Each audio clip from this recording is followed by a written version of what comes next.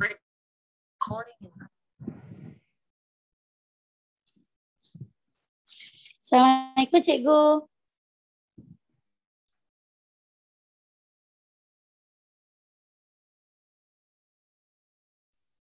Assalamualaikum warahmatullahi. Okey, kita mula sekarang ya. Memandangkan semua dah hadir. Boleh semua kita mula sekarang? Boleh. Boleh cikgu. Okey, Assalamualaikum warahmatullahi wabarakatuh. Jumpa lagi kita dalam kelas sains Cikgu Ida tingkatan 3. Masih ingat cikgu walaupun kita sekarang ni minggu pertama kita PDPR? Ingat. Ingat cikgu. Sihat semua? Sihat alhamdulillah. Macam mana raya kali ni? Banyak tak dapat duit raya? Tak banyak cikgu sebab raya kat rumah je. Okey, tak apa. Memandangkan raya tetap raya dan kelas tetap kelas. Jadi kita fokus untuk kelas kita minggu ni iaitu tajuk rangsangan dan gerak balas bab 1 tingkatan 3. Okey, dah bersedia semua? Dah. Okey. Pertama sekali, objektif kita belajar untuk kali ni, cikgu ingin terangkan tentang membuat urutan impuls dalam tindakan terkawal dan luar kawal. Yang kedua, kita mewajarkan kepentingan rangkaian sistem saraf manusia dalam kehidupan seharian kita. Sekarang kamu nampak apa? Badan. Okey, bagus. Berpeluh cikgu dengan screen ni. Okey. Kita teruskan kita punya subjek. Maaf ya ada gangguan, maaf sangat. Okey, harap kamu semua fokus ya. Okey, dekat skrin ni nampak tak gambar apa dekat sini? Nampak. Okey, Uzai, tolong jelaskan gambar apa yang kamu nampak dekat skrin ni. Ni semua rangsangan cikgu. Okey, rangsangan. Kalau kamu tengok gambar pertama iaitu gambar anjing dikejar manusia dikejar oleh anjing, apa yang kamu boleh fahamkan dengan gambar tersebut? Manusia ni dia kenalah lari sebab rangsangan tubuh dia suruh dia lari supaya dia tidak digigit oleh anjing tersebut. Okey. Kiranya kamu dah study lah sebelum kamu mulakan kelas ni. Study sikit je. Oh, bagus bagus. Saya puji tu. Okey, yang kedua, Iman. Gambar orang bersin, apa yang kamu boleh fahamkan dengan gambar yang orang bersin ni?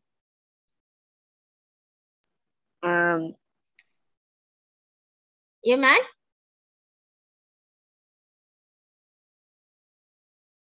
Bersin ni pun dia salah satu rangsangan juga.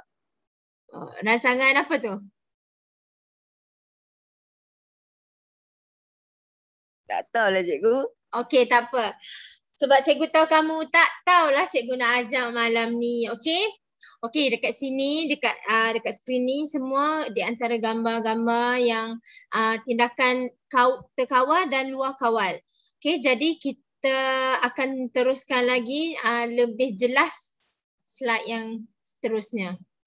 Okey, untuk sistem saraf manusia ni kita ada dua jenis, iaitu sistem saraf pusat, sistem saraf periferi.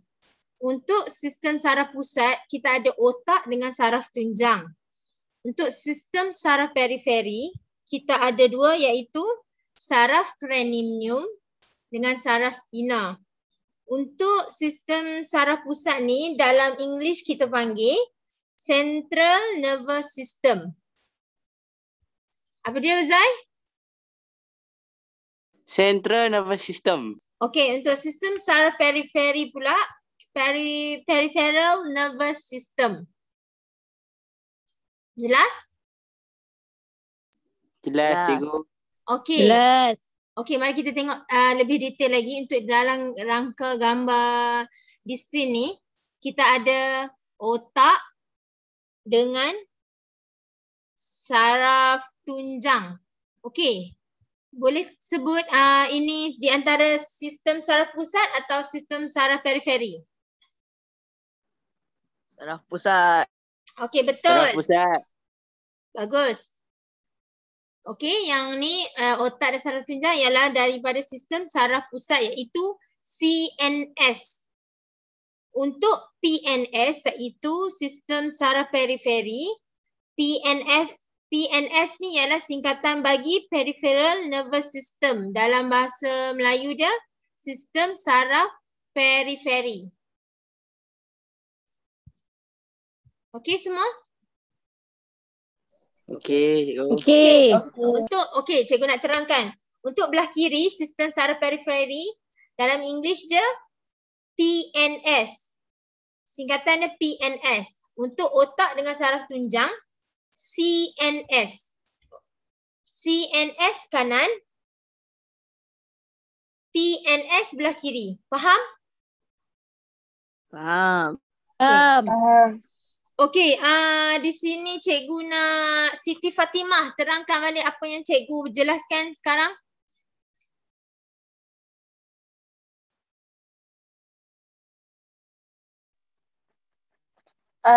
Central nervous system dia ada brain dengan spinal cord. Peripheral nervous system ada cranial nervous dengan spinal nervous.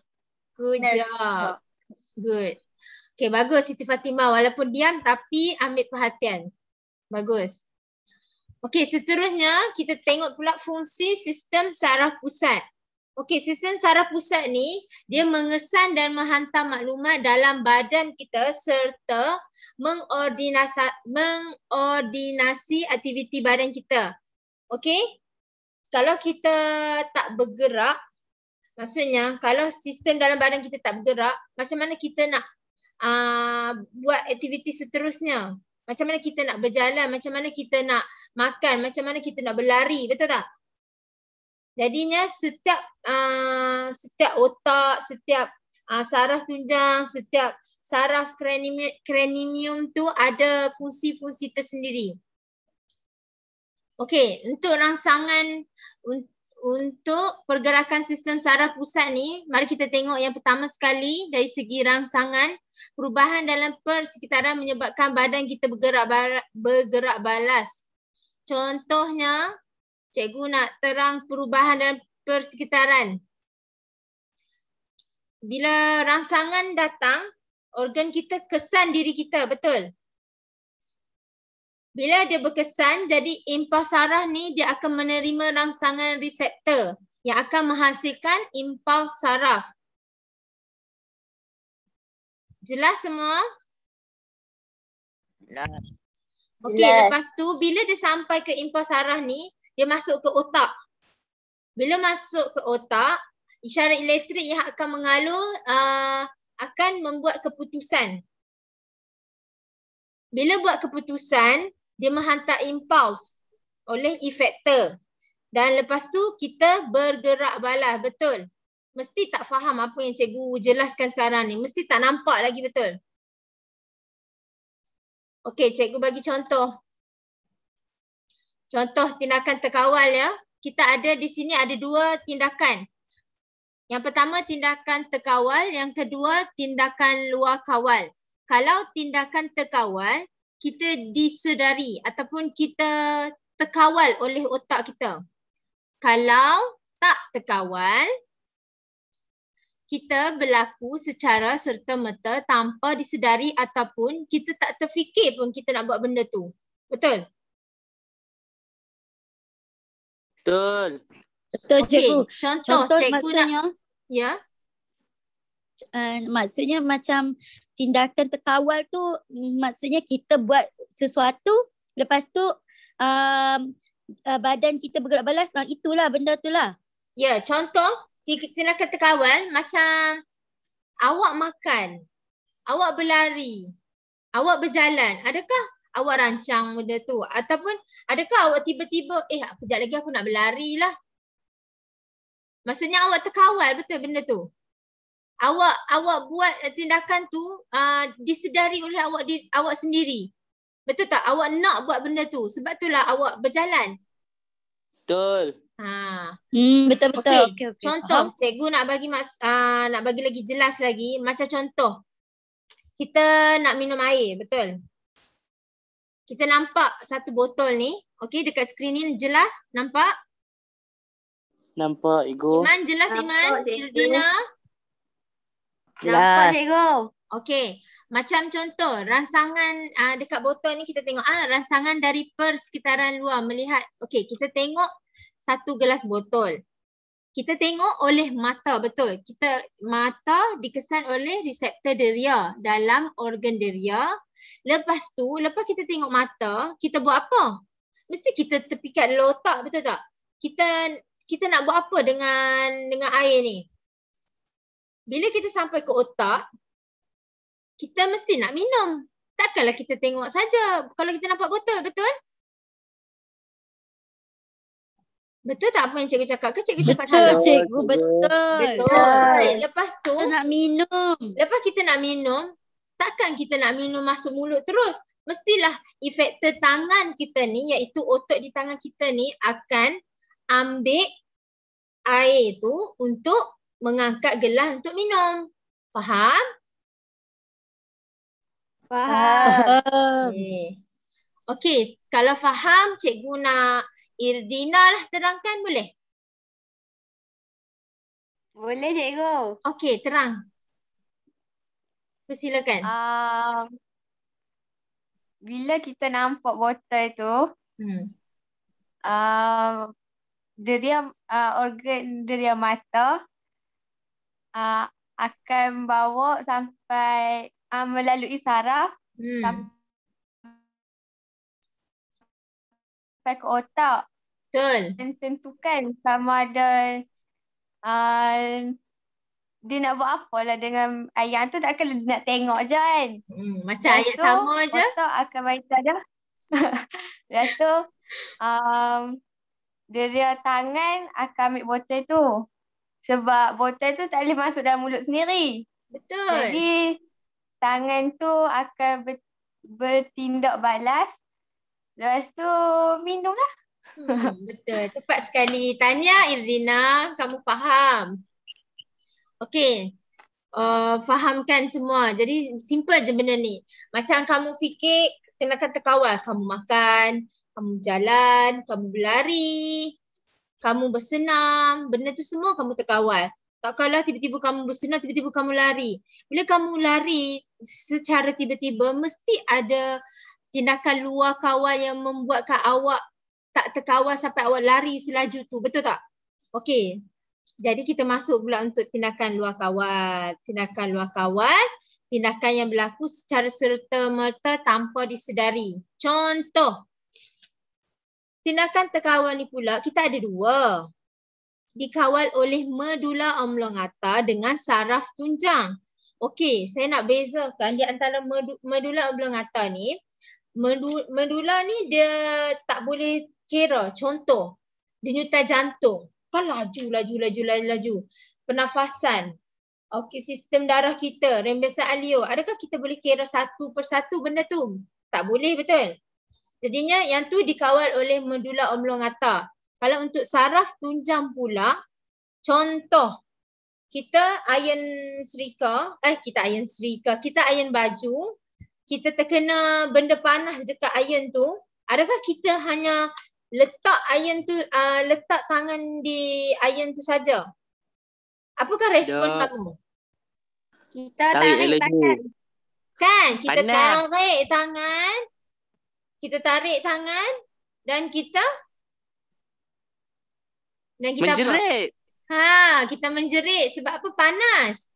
Sama juga macam Aduh. contoh lain, Uzair. Kalau contoh lain, kalau kamu tiba-tiba kamu respon benda tu cepat. Contoh, macam kamu terpijak benda tajam. Adakah kamu hanya pijak dan tak apalah, biarlah berdarah? Adakah macam tu? Betul? Tidak sama sekali, cikgu. Apa respon kamu? Saya tarik kaki sebab sakit, cikgu. Betul. Itulah tindakan luar kawal, tapi yang tu dikawal oleh saraf tunjang. Okey? Yang medular pula, kalau kamu ingat, yang tu yang besar, yang banyak, yang kita tak boleh kira, iaitu dengan denyutan jantung, pernafasan, saliran darah, pemeriksaan alium. Okey, macam bersin pun sama. Salah satu contoh juga, macam kita habuk ke apa, kita terus bersin. Kita tak ada kata, stop sekejap, saya nak ni. Kita tak akan cakap macam tu, betul tak? Kita terus, Hashim, alhamdulillah, tanpa luar kawal. Betul? Betul. Betul. D. Tu jawapan dia D. D Dimsum. cikgu. Betul Okey, cikgu. betul. Edina, Tahniah. Saya Kata cikgu. cikgu. Okey, nombor 5, soalan yang terakhir. Cikgu nak siapa nama Siti. siapa ni? Siti Fatimah. Saya. Tak mau. Cikgu nak Balkis lah. Balkis. Balkis tak respon pun. Okey, Balkis baca soalan nombor 5. Balkis minum kopi ba.